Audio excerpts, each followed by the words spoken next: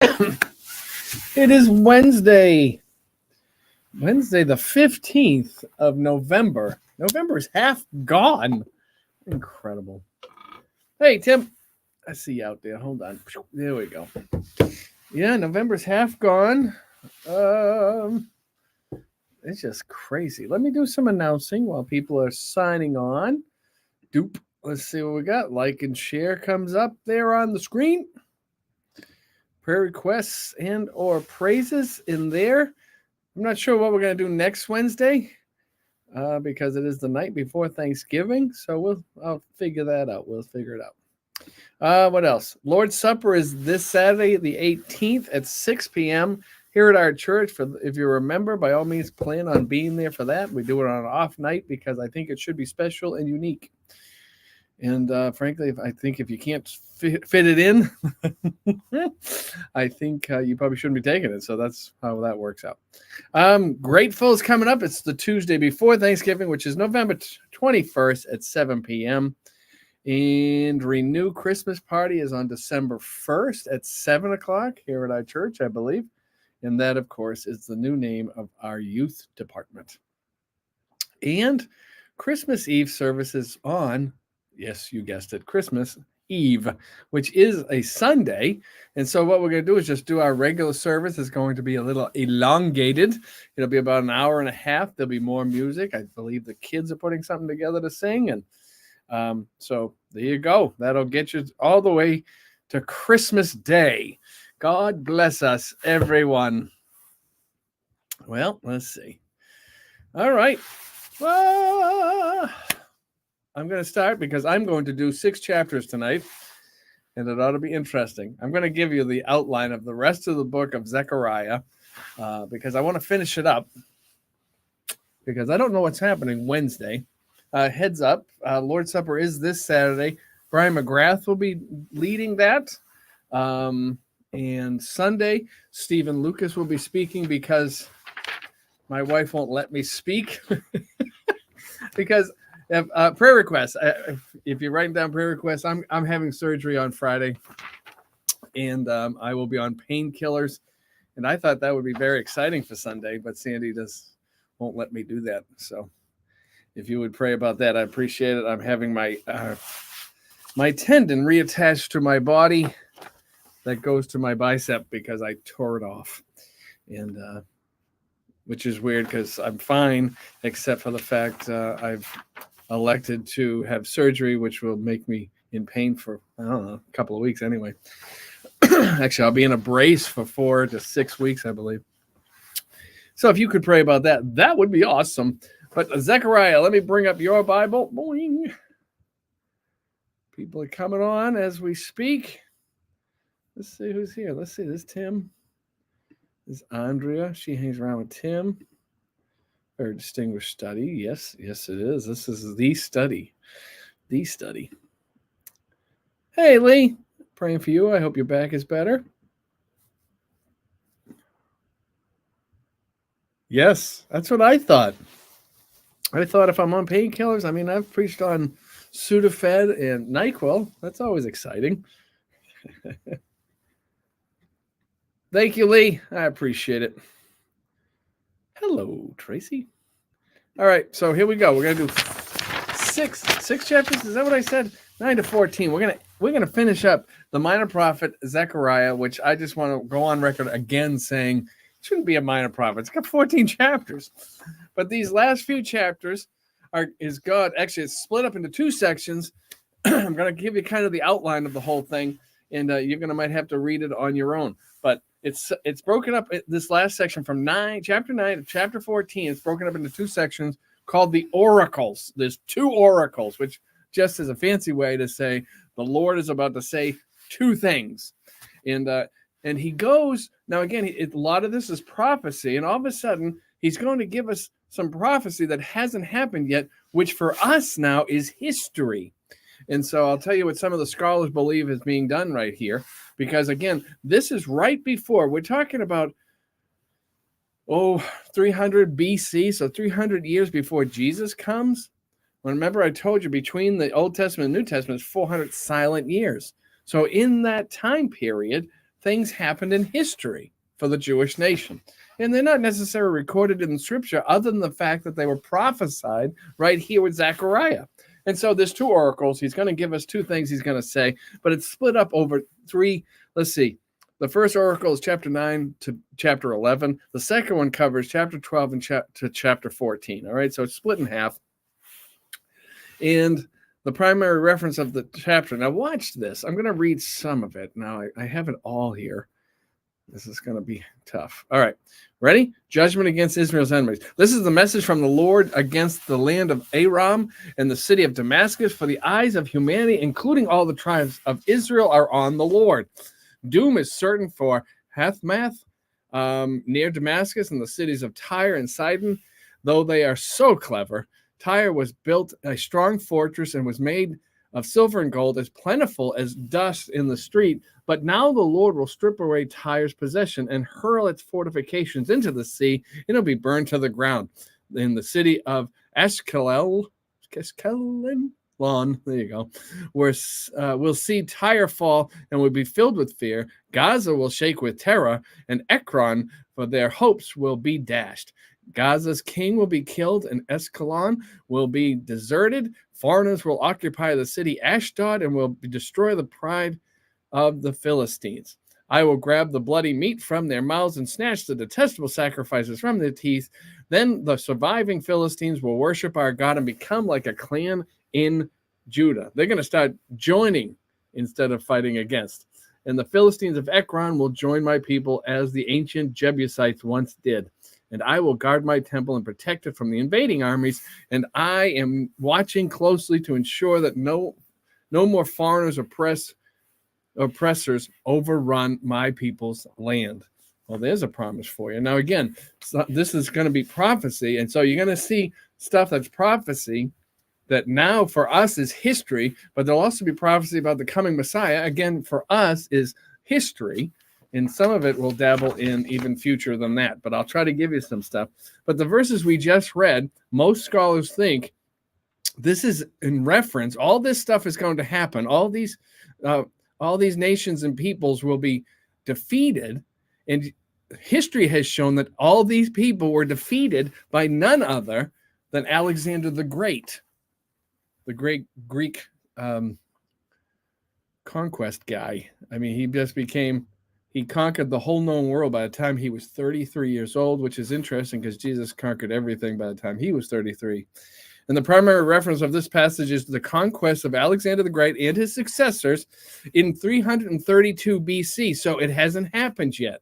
Remember, I told you there's 400 years between the testaments. So some things happen in there. And so Alexander the Great, he defeats this list of people. We know that from history. And it happens. Let me see if I wrote this. So I understand it on my notes. And it's going to actually, when all these people defeated, it's going to be just like before everybody went into exile. All these enemies will be gone, just like before, pre-exile. All right? And then all of a sudden, he hits. Oh, let's see. Then he talks about the coming Messiah. Just throws it in there. Ready? This is labeled Zion's coming king. Rejoice, O people of Zion. Shout in triumph, O people of Jerusalem. Look, your king is coming. He is righteous and victorious, yet he is humble, riding on a donkey's colt. Does that sound familiar? Palm Sunday. And I will remove the battle chariots from Israel and the war horses from Jerusalem, and I will destroy all the weapons used in battle, and your king will bring peace to the nations. Hasn't happened yet. Now we're talking about the millennial kingdom. We talked about in verse 9, we talked about the coming Messiah, him going his triumphal entry on a donkey into Jerusalem. So that's way about 400 years before it actually happened. And I will remove the battle chariots of Israel, verse 10, and the war horses. And when Jesus comes back, there is going to be peace. And I will destroy all the weapons used in battle, and your king will bring peace to the nations. His realm will stretch from sea to sea and from the Euphrates River to the ends of the earth. I believe that's referring to when Jesus comes back. So just a couple of verses, he just throws it in there. He said, oh yeah, by the way, Alexander the Great is going to come and take care of this. And then Jesus is coming, two verses. He's coming, and then he's coming again. And then in verse 11, of chapter 9, because of the covenant I made with you, sealed with blood, I will free your prisoners from death in a waterless dungeon. Come back to the places of safety. I promise this very day that I will repay 2 blessings for each of your troubles. Judah is my bow, Israel is my arrow, Jerusalem is my sword, and like a warrior, I will brandish it against the Greeks, which might be Alexander the Great. And the Greeks do come in and they try to Hellenize the Jews. And now again, I'm going to save some time reading all of chapter 9 only goes to verse 17. But we start off the beginning of it. He talks about all these things that happened. Now we know from history that's describing Alexander the Great and his conquest. 2 verses, 9 and 10, talk about the Messiah coming, triumphal entry into Jerusalem during his earthly ministry. And then when he comes again, and he will rule in peace. And then it goes for another few verses from verse 11 to verse 17. And if you read that, history tells us that referring to the Maccabeans, because they revolted because, again, the Greeks were coming in and trying to Hellenize them. And so they revolted. And again, I don't know much about that history, but like the Catholic Bible has 1st and 2nd Maccabees. Well, that's the history of that all happening. It's not in the canon of Scripture, but you can read up on it. Then chapter 10 kind of switches gears again, and it just turns into recalling the scattered flock. Now, let's see where I can do this the best. Verse 2, household gods, which is the word teraphim in the King James Version. It was pretty much a cabinet, and all you had your little, you know how some people have Mary on their dashboard? She'd go in this little cabinet. And they'd have these little gods. They had a god for everything, fertility, and the crop and harvest. And they would have and it's still known today. I've seen pictures of some missionary friends of mine where they run across people that they still have their little cabinet of gods. And when they share Jesus with them, sometimes they just put Jesus in there too. And that can't be. Jesus is one and only. He can't share the throne. Household gods give worthless advice. Fortune tellers predict only lies, and interpreters of dreams pronounce falsehoods that give no comfort. So my people are wandering like lost sheep, and they are attacked because they have no shepherd. So verse 2, the teraphim, the household of God. And then from verses 3 to 12, watch this. My anger burns against your shepherds. Now he goes for leadership. The people taking care of you, and he describes a good shepherd, which would be the coming Messiah again, but he also talks about it's just referring to leadership, and I will punish them. Now watch this, verse 4. This is important. This phrase right here, from Judah will come now watch this list, and we'll fight even faster after I do this list. This is just chapter 10. And so in verse 4, from Judah, what comes from Judah? Well, the cornerstone. Jesus has been referred to in the New Testament as the cornerstone, the chief cornerstone. The chief cornerstone, just it's picture us of, and analogous would be a good word, for security. He's holding up everything. He's the cornerstone. You take the cornerstone out, it all falls apart. He's also, from Judah will come the tent peg. Now this is interesting. The tent peg or nail, it's a hook in a peg that would be built into the wall of your home to hold implements of war as well as household utensils. And it screams analogous again of reliability, that it's going to be there. You're ready. You don't need it right now, but it is there. And then from Judah also comes the bow for battle. Bow for battle is effectively the power in leadership. I thought that was interesting. And then number 4, will come all the rulers. All the rulers, the original word in the original language for this, in the Hebrew, was all the rulers was the word, it means the word oppressors. So it's usually negative, but here it's used positively. They will not be oppressed because of this, who now that we know, out of Judah will come the cornerstone, the tent peg, the bow, and all the rulers, because the Messiah will not allow them to be oppressed by unjust taxation or impose crushing burdens too great for the poor to bear. You know how they're going to run their country? By tribute and spoils of the nations that they conquer. Wouldn't that be interesting? I know our country, that's not our foreign policy. All right, anyway. Then we shoot down to verse 8. Let's do it there. When I whistle, there's a signal. Then I whistle to them. They'll come running, for I have redeemed them.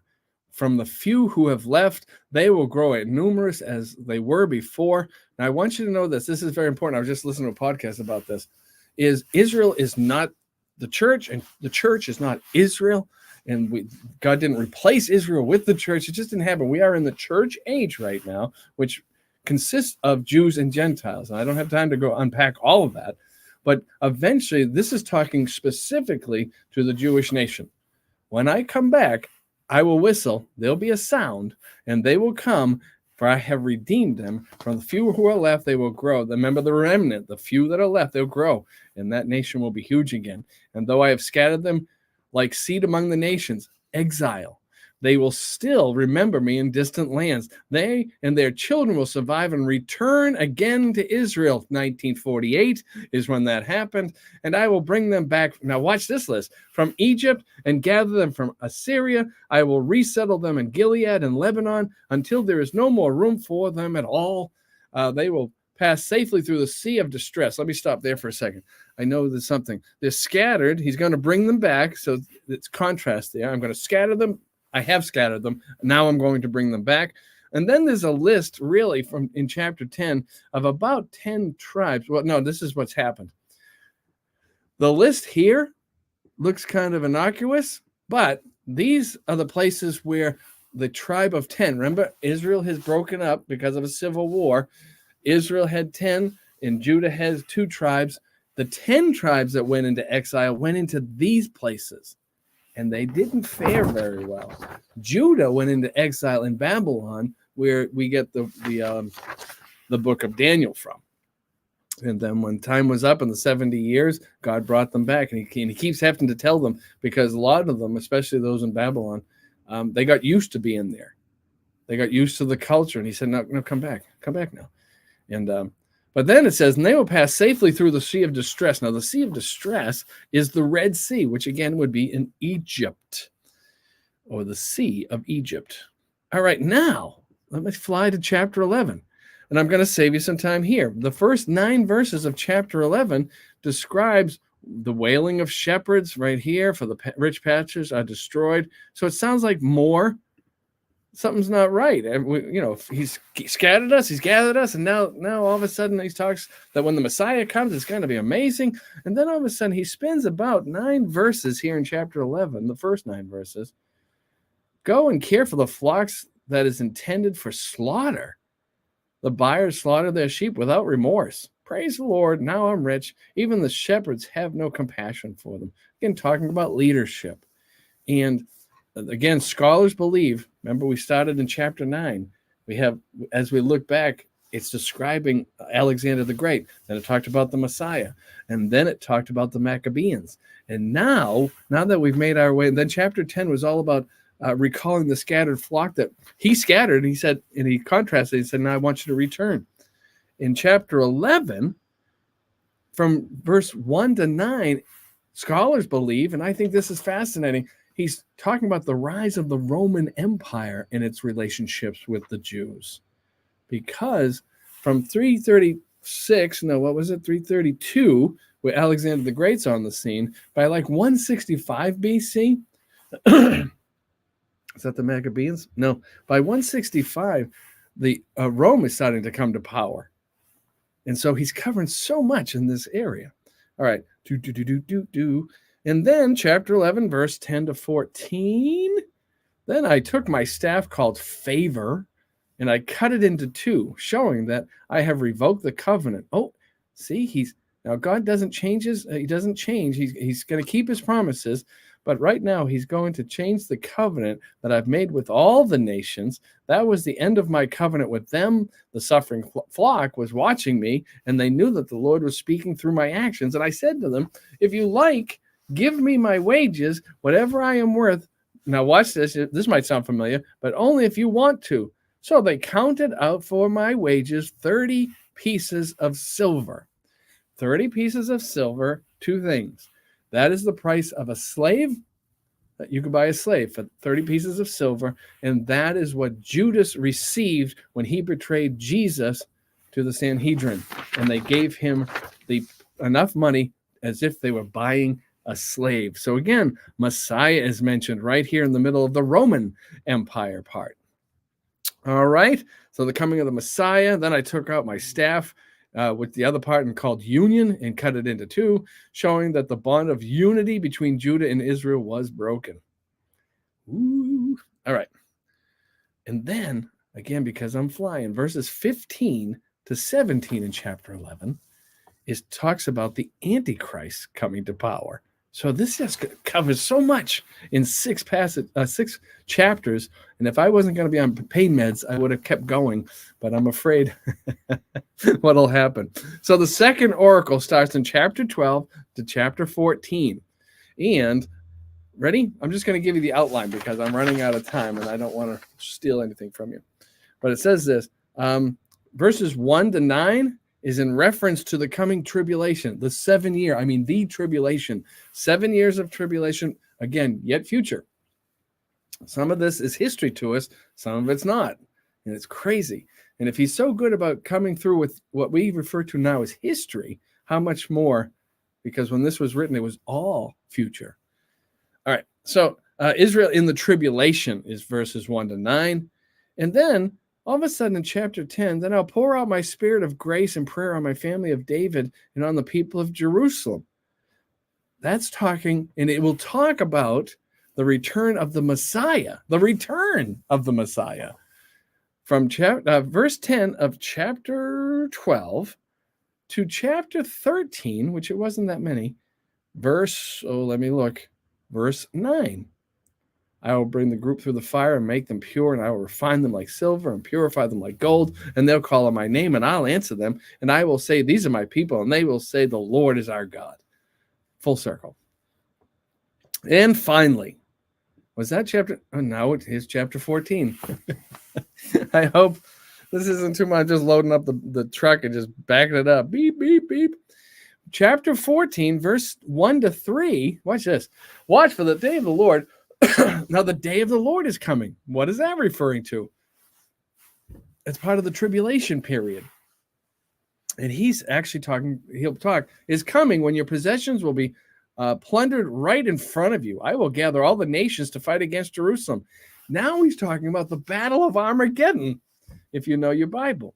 And the city will be taken, the houses looted, and the women raped. Half the population will be taken into captivity, and the rest will be left among the ruins of the city. Then the Lord will go out to fight against those nations as he fought in times past. On that day, his feet will stand on the Mount of Olives. Again, this is like 400 years before Jesus ascends from the Mount of Olives. He's talking way in the future. He says, all right, he'll stand on the Mount of Olives east of Jerusalem because the Messiah comes back down on the Mount of Olives.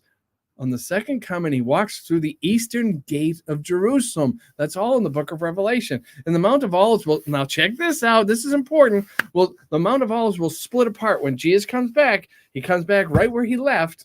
In the book of Acts, when he ascended into heaven, he was on the Mount of Olives. And the angel said to the disciples, why stand here gazing? He will come back in like manner if you've seen him go. So he's going to land right there where he was. And it says here in Zechariah, 400 years before Jesus even born in Bethlehem, it says it's going to split apart. Now, I think this is interesting. I've never been to Israel, but I have heard that it's been built up so much that the actual eastern gate is actually in the ground, under the new modern eastern gate.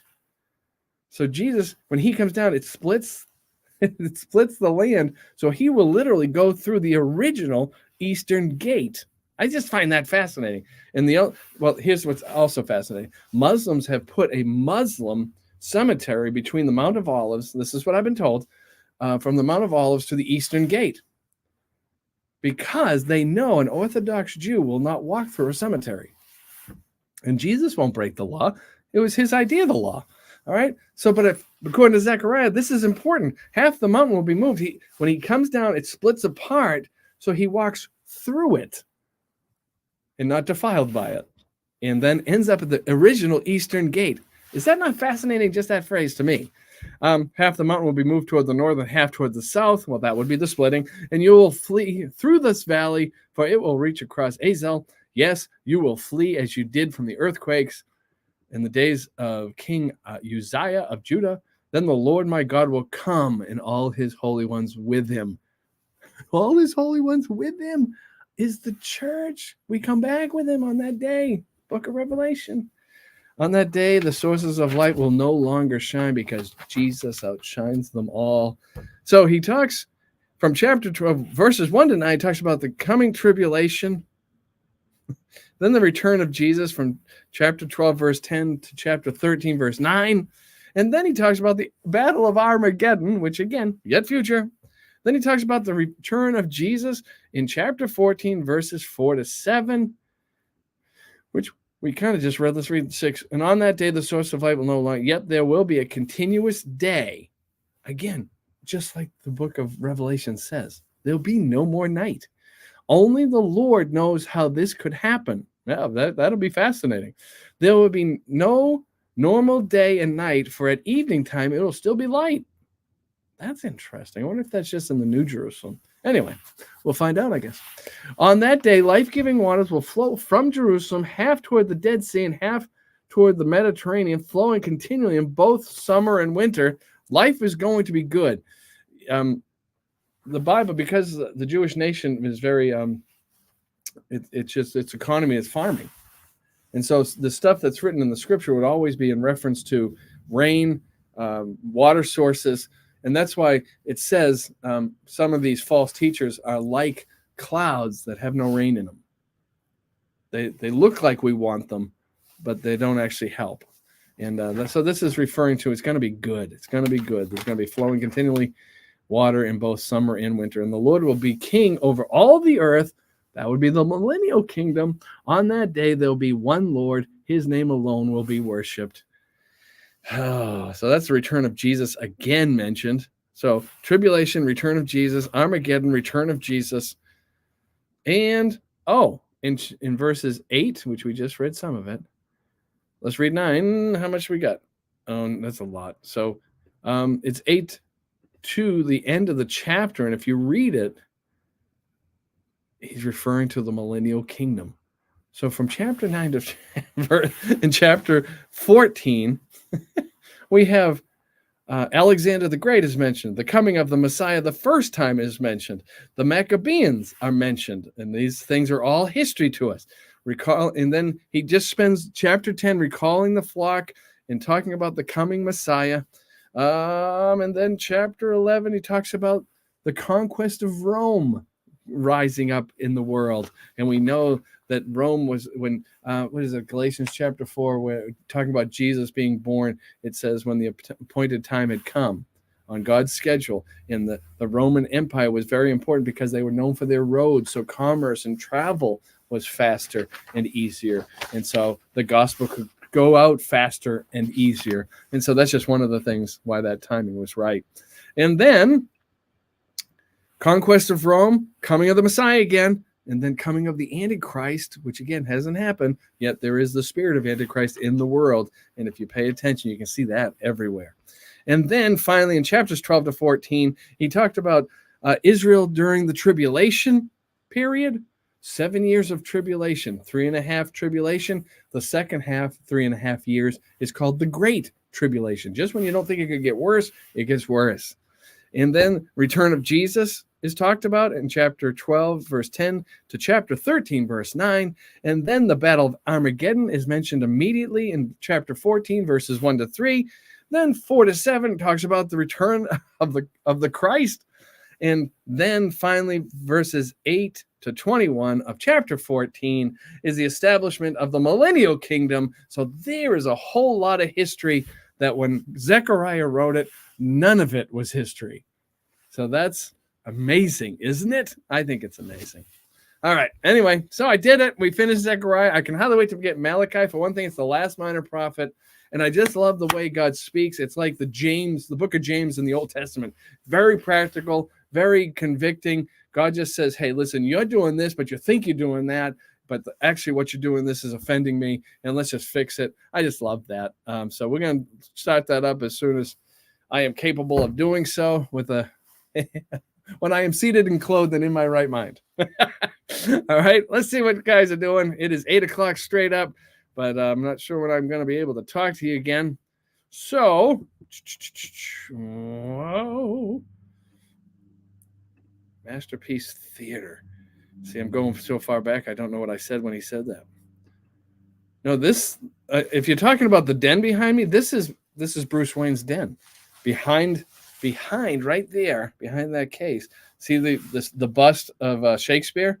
His head flips back. There's a switch in there. In the bookcase over here. Okay, right there. Opens up, bat poles right to the bat cave. All right, just I hope that answers that. Hey, Dawn. Hi from New Hampshire. Oh, Brian's becoming a hillbilly on us. Hello, Evan. For the record, I'm not late. You were all just really early. Well, I know I started right on time. So that would make you late. I'm just doing the math in my head there really quick. Hey, Shannon. Bailey wants to know where you are today. Oh, I just explained. This is Batman's study, Bruce Wayne's study. The bat phone is right next to the sculpture of Shakespeare. The bat phone. We will be praying for you, Brian. Thank you, Shannon. I appreciate it. I'll tell you what, I'm very aware of. Well, I'm sorry, I don't like being cut open, frankly. But you know what the worst thing is the IV. Once the IV's in, you pretty much can do whatever you want. I'll be napping, and I keep telling everybody. And they put the IV in, they pump me full of stuff. All of a sudden, I go into a nap, and I'm woken up usually by the sweet voice of some nurse somewhere. It goes, Brian. I love that part, but I am going from no pain to voluntary pain to make sure I can be strong enough to do things for the future, and not give up. Sandy has waved to me. Hi, Sandy.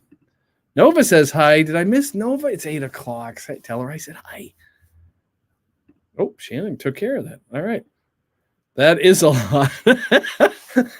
Yeah, I get a lot of adrenaline going, so that was a lot in those 6 chapters.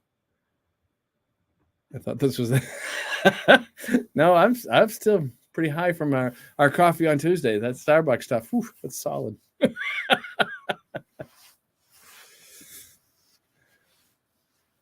Oh, hey, Luke. Yes, isn't it nice? I find it very calming. Marissa's out there. That bust is terrifying. Oh, I've been tempted to buy one. You can buy one.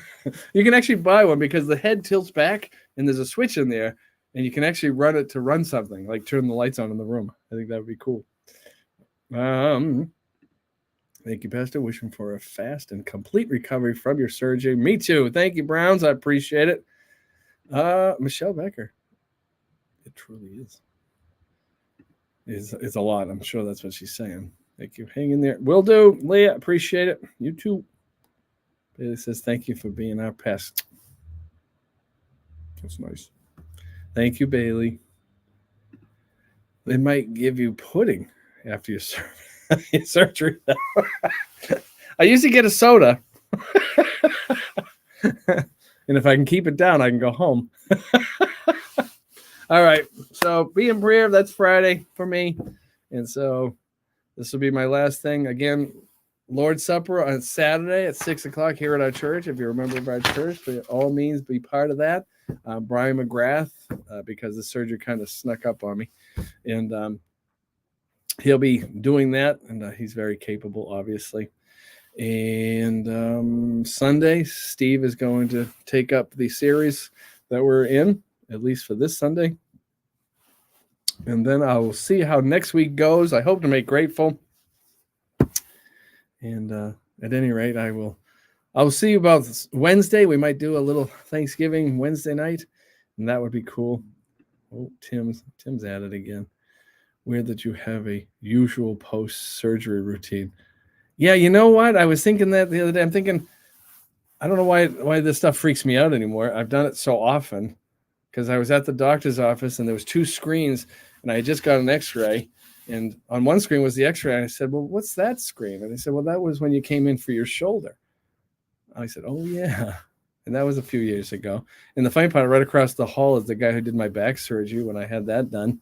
And that doesn't count the surgery or the procedure I had 2 years ago. So, yeah, I don't know. I have no idea.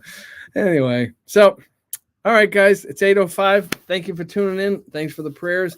I will be back in action before you know it, and better than ever, I believe. But when this tendon broke, they call this Popeye arm because your muscle kind of goes up a little bit, and it looks cool, but except for that where there isn't any. And it's definitely not helping me lift anything at this point.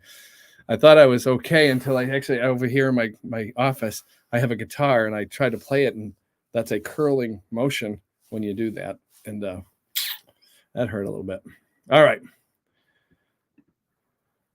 I am the $6 million man. I'm going to have a brace for 4 weeks that is locked into a 90-degree angle. I might as well be excited about it.